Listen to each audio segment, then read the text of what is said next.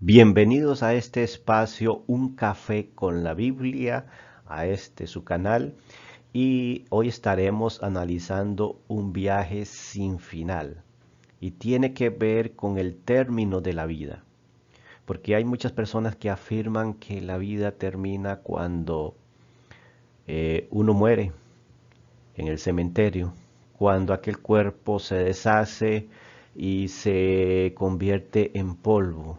Y es que muchas veces nos preguntamos de qué está hecha esta materia, este cuerpo, de qué está formada la sangre, cómo es que está formado el ser humano. Hoy vamos a analizar un poquito de eso, de la química del ser humano, pero también vamos a introducir el tema en cuanto a si la vida continúa después de la muerte. Y queremos entrar de una vez a un ejemplo.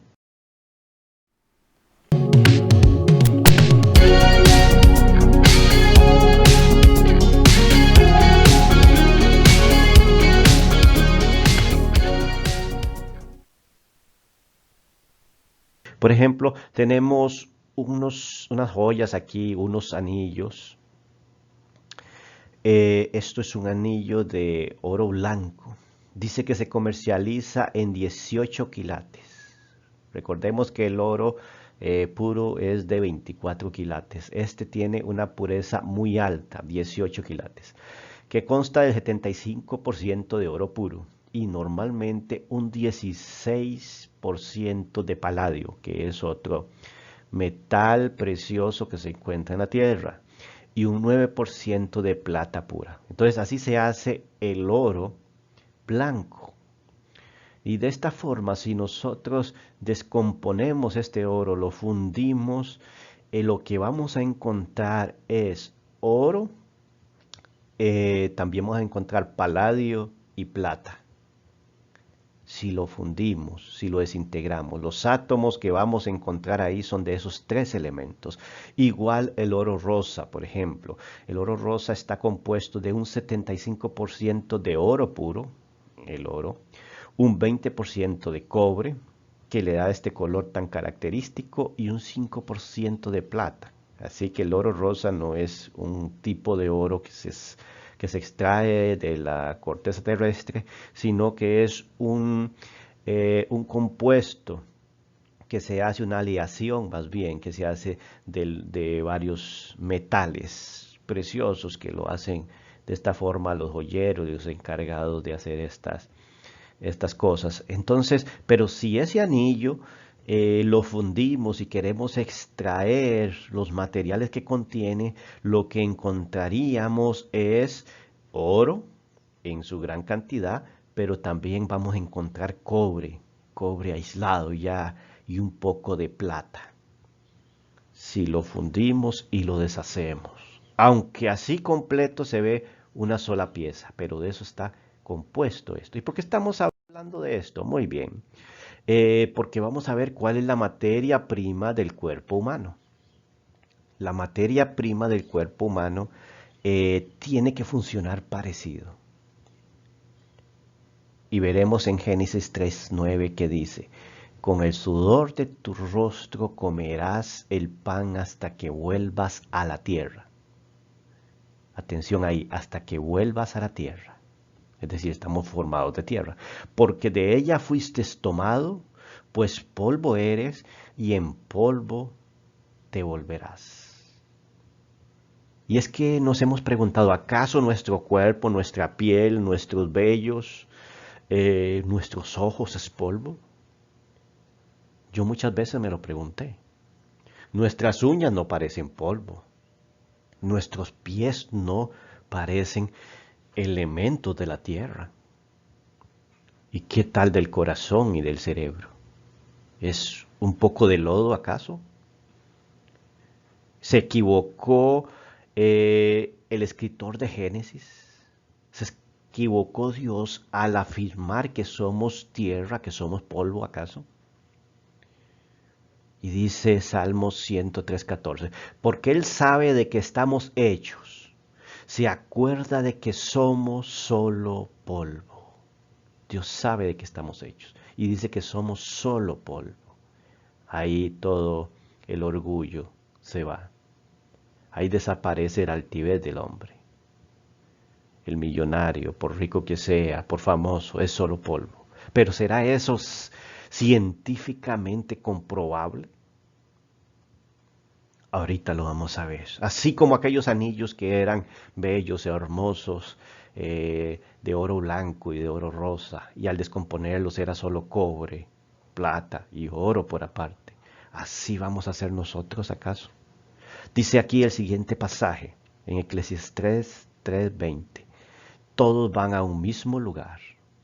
Todos han sido del polvo y todos vuelven al polvo.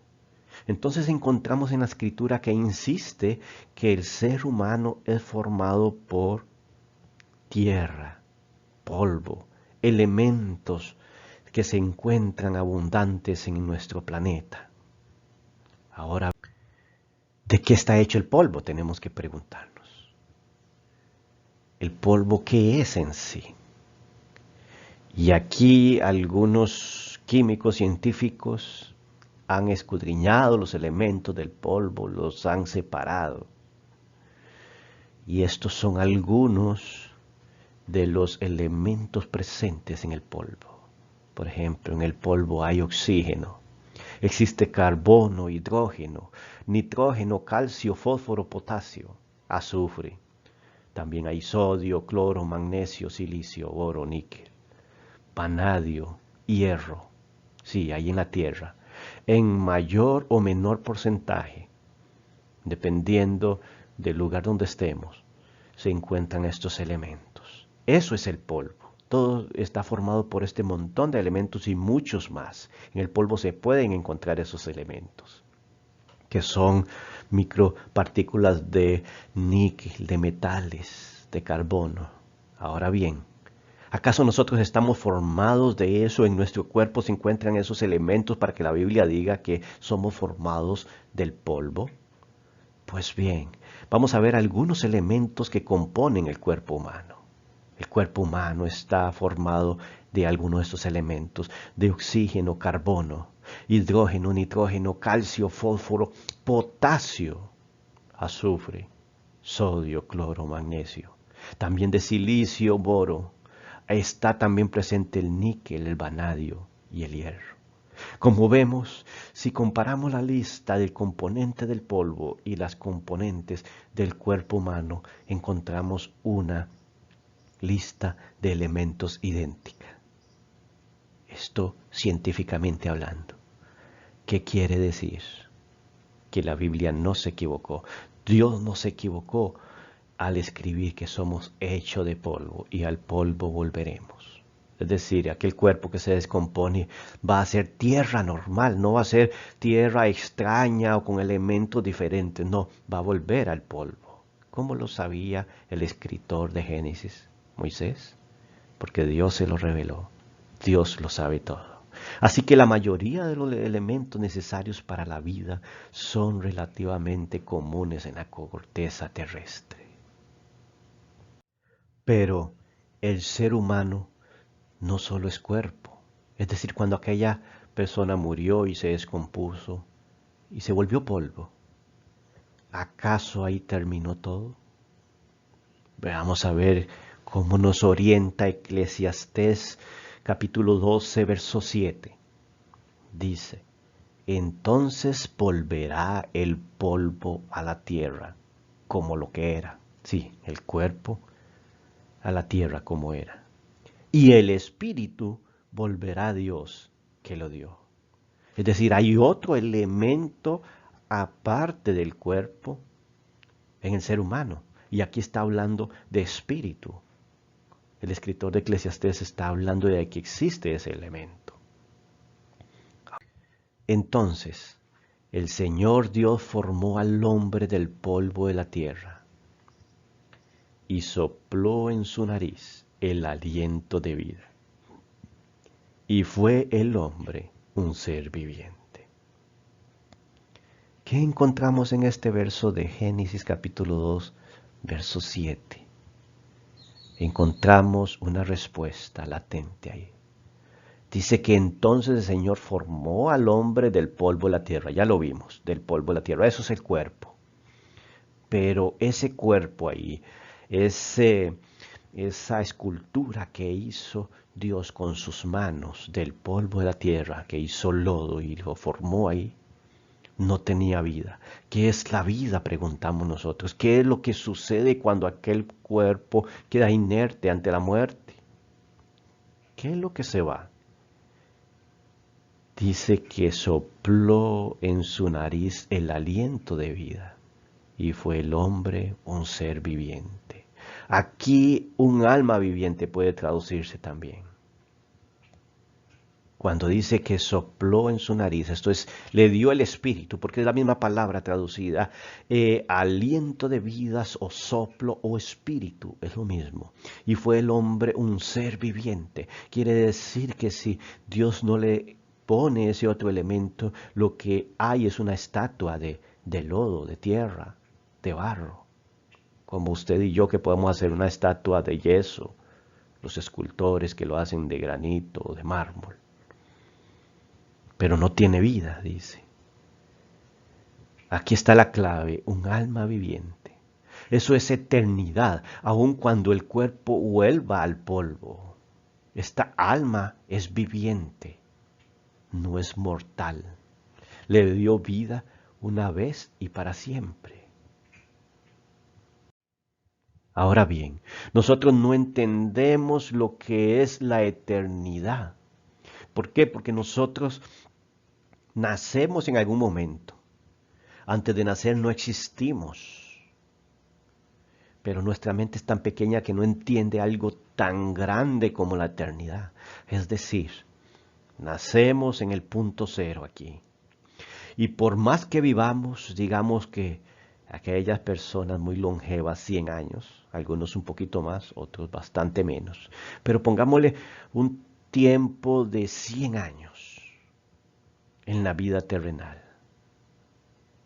Después llega la muerte física y parece que ahí acaba todo para el cuerpo por un momento. Pero el alma sigue en su eternidad. En esta recta numérica diríamos que aquí está el símbolo matemático de infinito.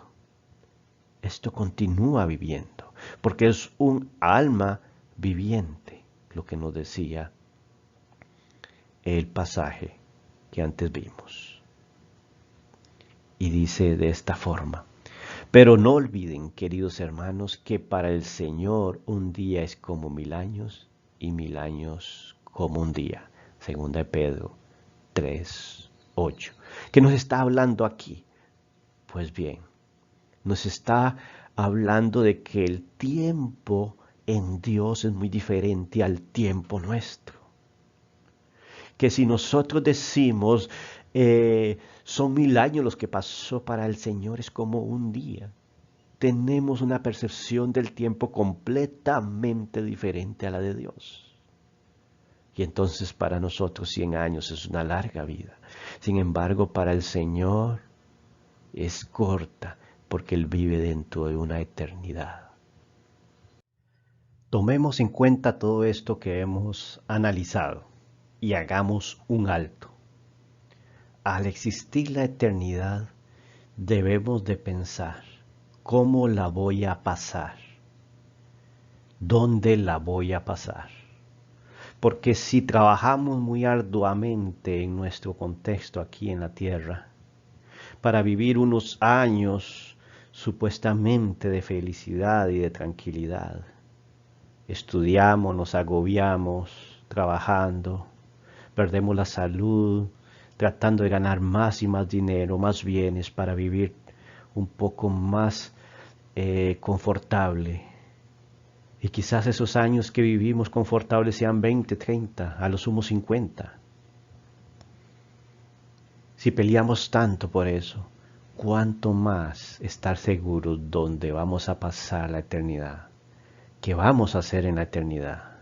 ¿Tienes un plan de vida para después de la muerte?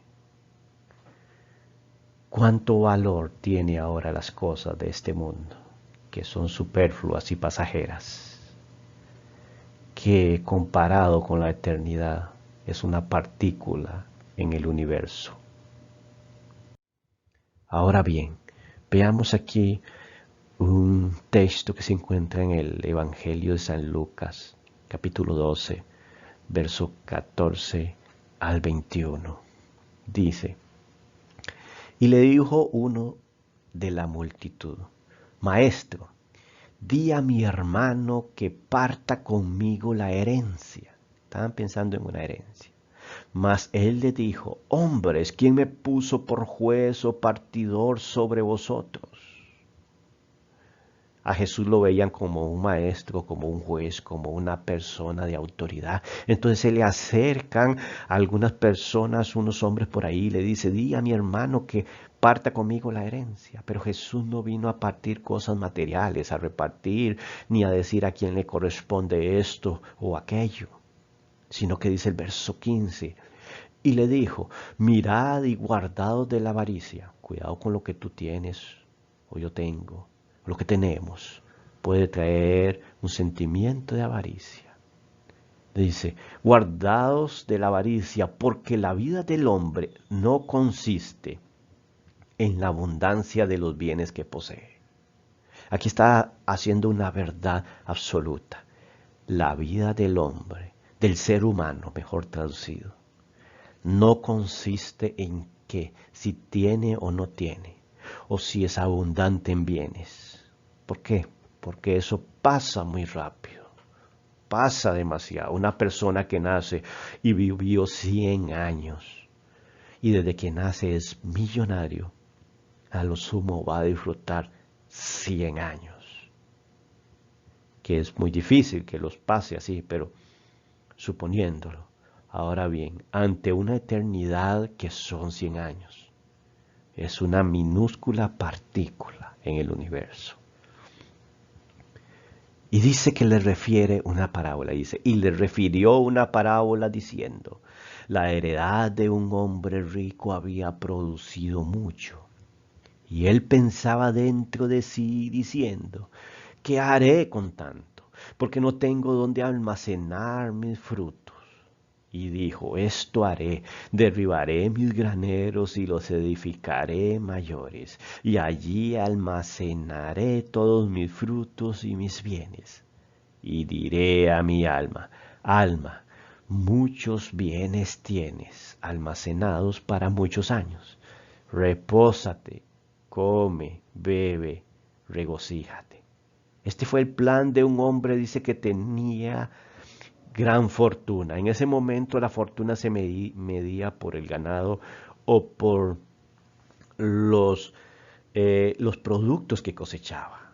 En este momento quizás trigo, cebada, algunos cultivos, vides, tenía en sus graneros, pero tenía tanto que dice: que haré con tanto, no los puedo gastar en toda mi vida. Entonces haré graneros más grandes, voy a derribar los que tengo para guardarlos, y entonces voy a planear que mi alma descanse, que disfrute, que se relaje. ¿Por qué? Porque mucho tengo, ya no voy a trabajar más. Dice: muchos bienes tienes almacenados para muchos años. Repósate, come, bebe y regocíjate. ¿Acaso es inadecuado beber, comer, reposar? No, no es el énfasis del texto, pero está hablando para aquella persona con un sentido de avaricia que quiere guardar y guardar y guardar y no gastar, y dice: esto es para vivir para siempre, pero la vida no es para siempre. Entonces el verso 20 continúa diciendo: pero Dios le dijo: necio, esta noche vienen a pedirte tu alma, y lo que has provisto, ¿de quién será? Así es el que hace para sí tesoros y no es rico para con Dios. Lucas 12, 24, 21. ¿Cuál fue el problema? El problema no fue tener mucho, sino el ser pobre para con Dios, el no compartirlo con los demás, el no repartir a aquella persona que necesita. ¿Por qué? ¿Por qué le dijo necio? Es decir, insensato, torpe, esta palabra es lo que quiere decir.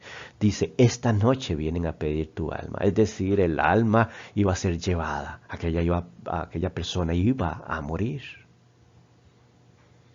Pero el alma continúa. Y dice, ¿y lo que has provisto de quién será? Es mejor que disfrutemos el día a día, compartamos con los demás. Dios es el proveedor y Él nos dará. Ahora bien, no estamos diciendo que no tenemos que tener un ahorro para el futuro, por supuesto, pero aquí no podemos hacer graneros para guardar y guardar y guardar, pensando en que tendremos más día a día. Ese es el pensamiento que Jesús quiere resaltar. Si tenemos mucho, compartamos mucho. Si tenemos poco, compartamos lo que tenemos. ¿Por qué? Porque al fin y al cabo, el alma nuestra puede ser pedida cualquier día. Hay una pregunta que mucha gente se hace y ¿es cierto? La Biblia puede decir eso, pero a mí me han explicado que cuando la persona muere, ahí acaba todo. Incluso algunas religiones lo creen así. Otros piensan que se transforman o se reencarna en un animal o en una cosa dependiendo del comportamiento que hayamos tenido aquí en la tierra o que vivieron vidas pasadas.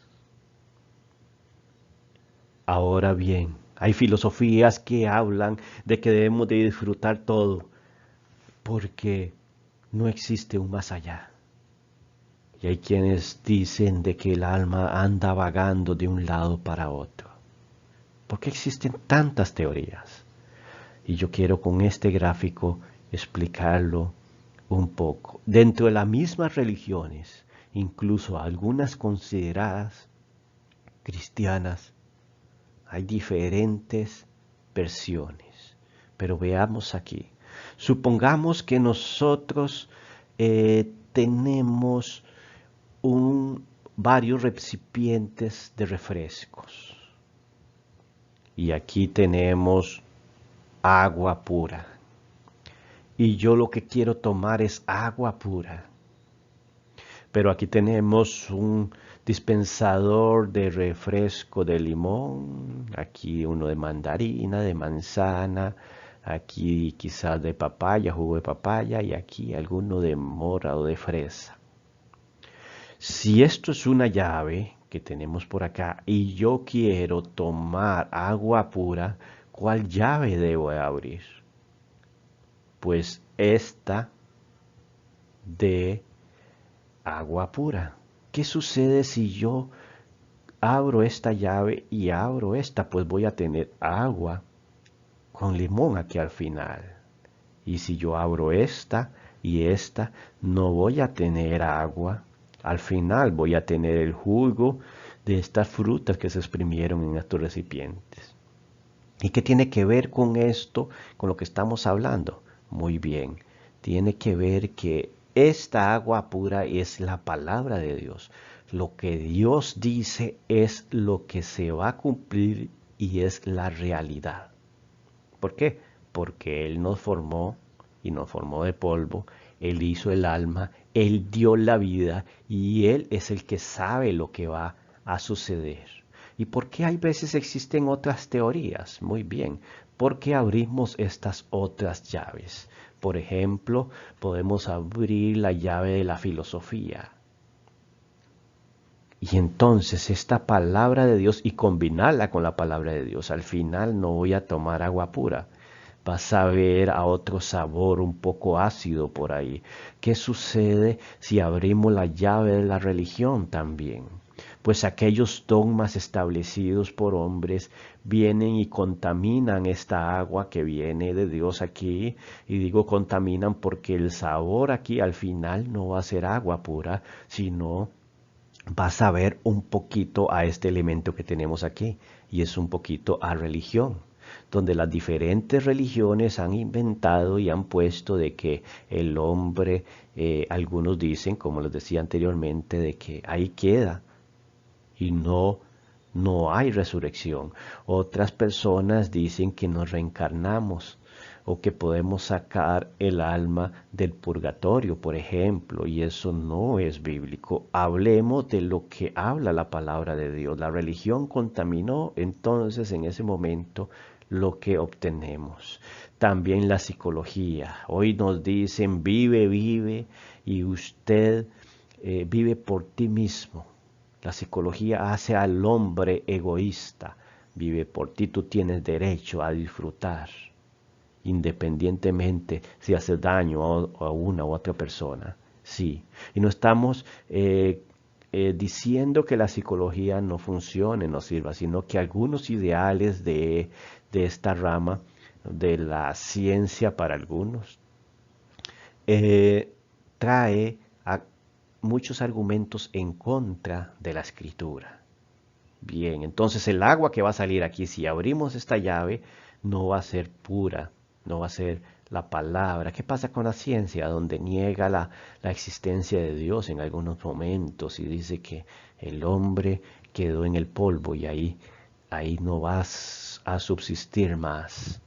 Y si abrimos la llave del humanismo, donde te hace también egoísta, donde el centro de las cosas no es Dios, sino el ser humano, donde el ser humano es lo valioso. Y sin embargo, aunque tenemos valor para con Dios, Dios es nuestra respuesta. Entonces, el agua pura que queremos tener, si hablamos y confiamos solamente en la Biblia, aquí al final vamos a abrir esta llave y esta la vamos a mantener cerrada para que no contaminen el resultado y así no tener confusión en nuestro entender. La palabra de Dios dice que el hombre termina en la tierra, pero su alma continúa. Eso es lo que dice la palabra de Dios. Si tú o yo queremos abrir alguna de estas llaves diferentes, que la ciencia dice una cosa, que la religión donde estoy dice otra, o la filosofía, el humanismo, ya eso es aparte. Pero la realidad es lo que cae en este vaso cuando abrimos la llave de Dios, la palabra de Dios. Diciendo esto, entonces vamos a ver algunas diferencias entre el cuerpo y el alma. Ahora bien, en Mateo capítulo 10, verso 18, en palabras del mismo Señor Jesús leemos, y no temáis a los que matan el cuerpo, es decir, aquella persona que puede asesinar, no tenemos que tenerle miedo, mas al alma no pueden matar. Entonces esto Jesús está diciendo que una persona puede ser asesinada por otra o muerta, pero el alma no muere. El alma no puede matar, dice, temed antes a aquel que puede destruir el alma y el cuerpo en el infierno. Entonces nos está hablando de tres palabras interesantísimas aquí. Destruir el alma, lo que una persona no puede matar. Es decir, algo más allá. Aquel ser interior, la personalidad, las emociones, los sentimientos, todo aquello que lo hace persona. Dice, destruir el alma y el cuerpo. Es decir, a este lugar se va con el alma y el cuerpo, no solamente con el alma. ¿Por qué? Porque va a haber una resurrección para vida eterna o para condenación eterna. Aquí lo vemos. El cuerpo en el infierno está hablando. Entonces existe un lugar de tormento que Jesús está hablando, el cual van a estar aquellas personas que no siguieron los caminos del Señor, y por el contexto lo sabemos. Quiere decir que existe diferencia entre el cuerpo y el alma. El cuerpo sí lo puede matar cualquier persona o un accidente o podemos morir por una enfermedad, pero el alma continúa y existe un lugar para el cuerpo y el alma, el infierno. Ahora bien, entonces, ¿cómo podemos salvar el alma? ¿Hay alguien que pueda salvar nuestra alma? Es la pregunta. O por medio de algunos rituales podemos sacar a aquellas personas de un lugar de condenación, o podemos comprar de alguna forma la salvación, podemos pagar por eso, podemos redimir nuestra alma por nosotros mismos. Todas estas preguntas nos las hacemos cuando alguien muere. Dice en Salmos 49:7. Y mira qué claro lo dice. Nadie puede, atención aquí, nadie puede en manera alguna redimir a su hermano, ni dar a Dios rescate por él, porque la redención de su alma es muy costosa y debe abandonar el intento para siempre, para que viva eternamente, para que no vea corrupción. Salmos 49:7. Nos está diciendo que aquella persona que piensa que puede redimir el alma de otra persona, de sí misma, por sus propios medios, debe de abandonar el intento. ¿Por qué? Porque nadie puede de manera alguna redimir a su hermano, ni dar a Dios rescate por él. Salmos 49:7. Entonces, ¿cómo podemos salvar nuestra alma? Aquí nos dice que solo Jesús. Para eso vino Jesús. Y tú que me escuchas, sí, solamente Jesús.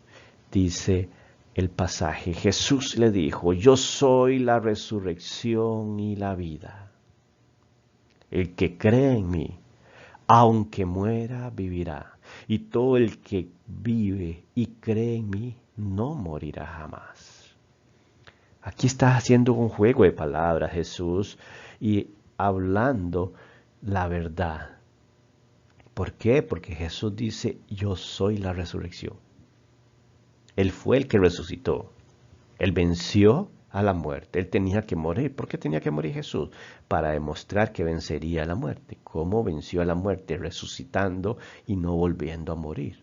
Él está sentado a la diestra de Dios, según dice la Escritura. Y vive por siempre y para siempre. Entonces, Él es la resurrección y la vida. Hay un requisito, una condición para nosotros no morir, para que nuestra alma sea eterna allá con Él. Dice, el que cree en mí, aunque muera, vivirá.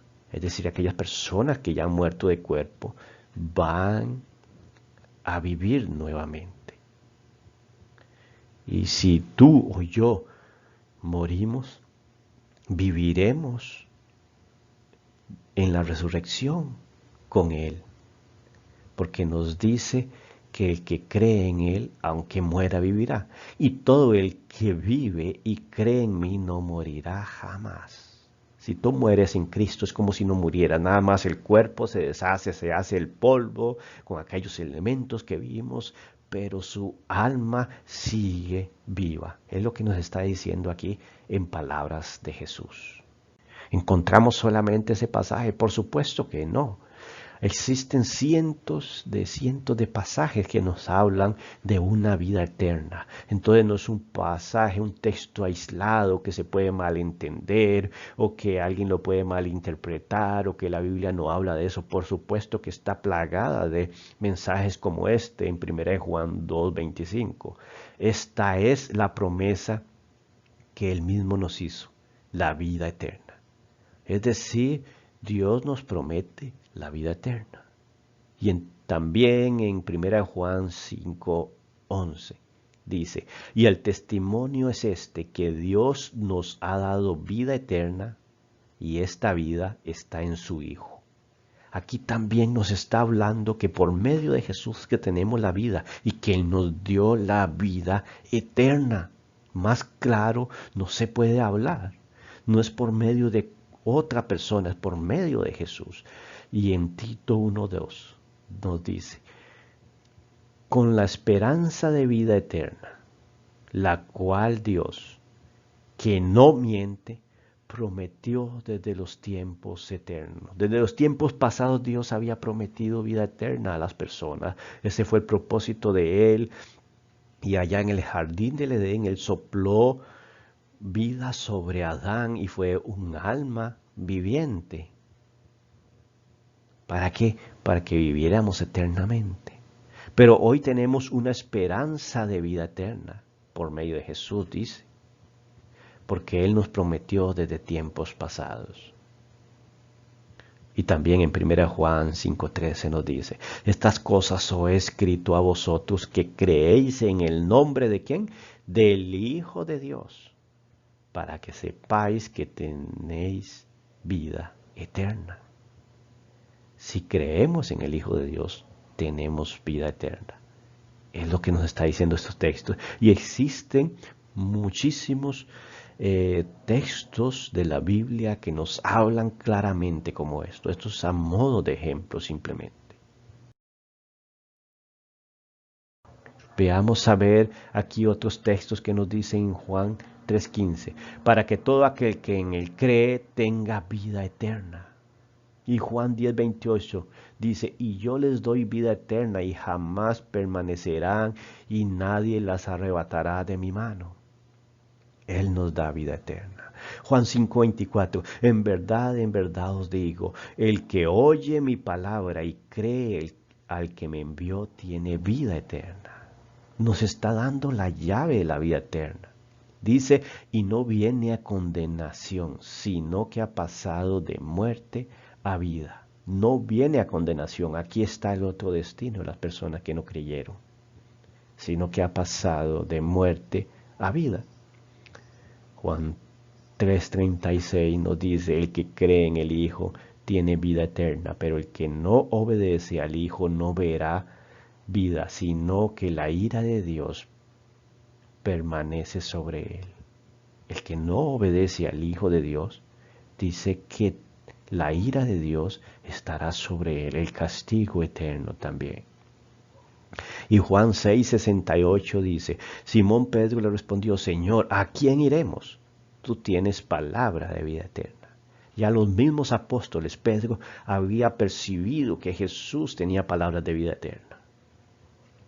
Juan 5:39 dice, examinad las escrituras porque vosotros pensáis que en ellas tenéis vida eterna y ellas son las que dan testimonio de mí. Dice que por medio de las escrituras encontramos la vida eterna en Jesús.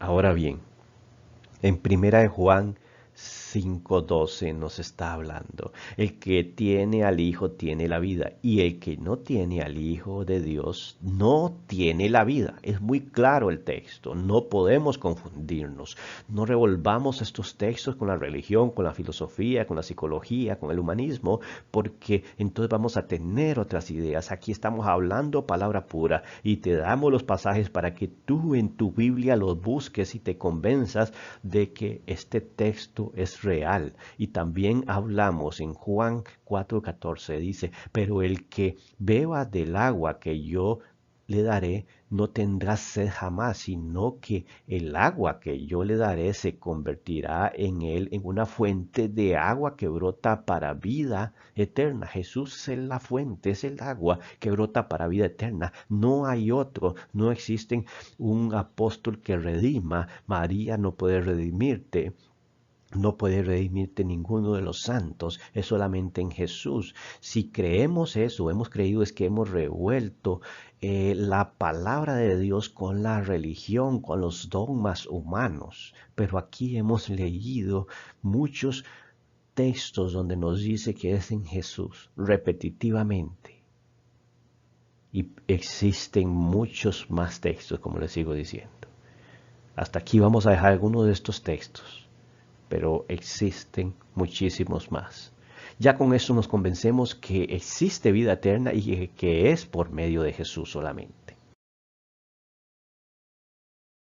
Muchos que argumentan que la resurrección y la vida eterna fue un invento contemporáneo, moderno, que los judíos antiguos no creían en la resurrección del cuerpo, del alma, y que esto se inventó muchos años después. Pues para darle respuesta a estas personas quiero decirle dos cosas. Número uno, no fue inventado. En el Antiguo Testamento existen pasajes que hablan de la resurrección de los muertos. Claramente lo dice. Y por otro lado, si está en palabras de Jesús y lo encontramos en los evangelios como lo vimos claramente, no es un invento. Es realmente una verdad absoluta, porque no es solamente un texto el que lo dice, son cientos de textos que hablan sobre la vida eterna y de forma muy clara, sin parábolas, sin interpretaciones extrañas, sino que son frases muy claras. Ahora bien, en Daniel 12:2, para los que dicen que no se encuentra en el Antiguo Testamento textos de la resurrección del cuerpo, dice Daniel 12:2.